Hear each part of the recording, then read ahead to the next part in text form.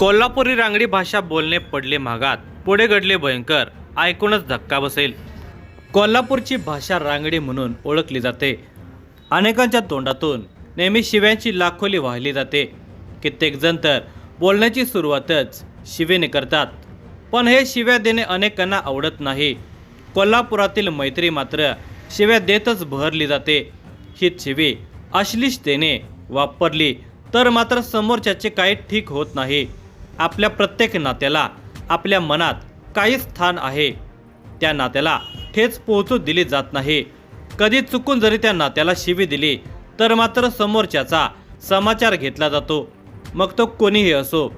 अशीच एक घटना शनिवार दिनांक 3 जानेवारी 2026 रोजी घडलेली आहे। याबाबत मिळालेली माहिती पुढील प्रमाणे आहे, पण तत्पूर्वी तुम्ही जर ही व्हिडिओ पुढे पाहण्या अगोदर जर तुम्ही या चॅनलवर जर नवीन असाल तर प्लीज आपल्या या मराठी चॅनलला नक्की सबस्क्राइब करा। विकास दत्तात्रय भोसले हा 33 वर्षाचा युवक, मूळचा येन्नूर तालुका शाहूवाडी येथील, पण सध्या तो कोल्हापुरातील विक्रमनगर येथे राहतो। तसेच ओंकार महादेव काळे हा 25 वर्षाचा तरुण कोल्हापुरातील शाहू कॉलनी 3री गल्ली विक्रमनगर येथे राहतो। हे दोघे एकमेकांचे चांगले मित्र आहेत। विकास भोसले हा मूळचा शाहूवाडी तालुक्यातीलच, तो गेल्या 5-6 वर्षापासून कामानिमित्त कोल्हापुरामध्ये आला। मिळेल ते काम करून तो उदरनिर्वाह करत असे। त्याचे आई वडील आणि कुटुंबीय गावीच आहेत। त्याने काही वर्षे खाजगी फॅक्टरीमध्ये नोकरी केली। तो कोल्हापुरामध्ये आल्यानंतर विक्रमनगर परिसरामध्ये तो राहू लागला। याच परिसरातील ओंकार काळे याच्याशी त्याची मैत्री झाली। शनिवार दिनांक 3 जानेवारी 2026 रोजी ते दोघे दिवसभर एकत्र फिरत होते। रात्री 8च्या दरम्यान दोघांनी एकत्र बसून दारू पिण्याची योजना आखली। दारू पिण्यासाठी ते जोशी गल्ली परिसरामध्ये गेले। एका ठिकाणी बसून दोघांनी इकडच्या तिकडच्या गप्पा मारल्या। या गप्पा रंगत असतानाच काही मुद्द्यावरून रंगाचा भंग झाला आणि गप्पांचे रूपांतर वादावादीमध्ये झाल्यानंतर दोघे एकमेकांना भिडू लागले।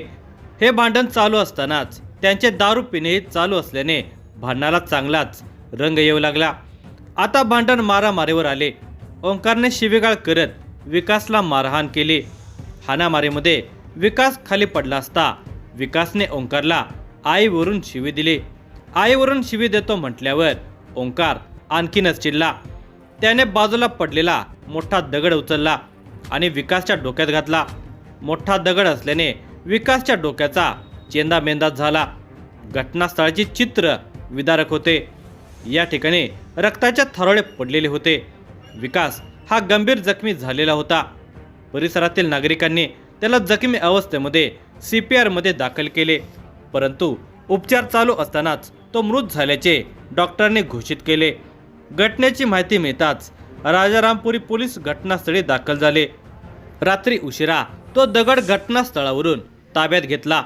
खुनाच्या घटनेनंतर संशयित आरोपी ओंकार काळे हा तेथून पळालेला होता। घटनास्थळी शहर पोलीस उपअधीक्षक प्रिया पाटील व सहाय्यक पोलीस निरीक्षक रणजित पाटील यांनी घटनास्थळी भेट दिली।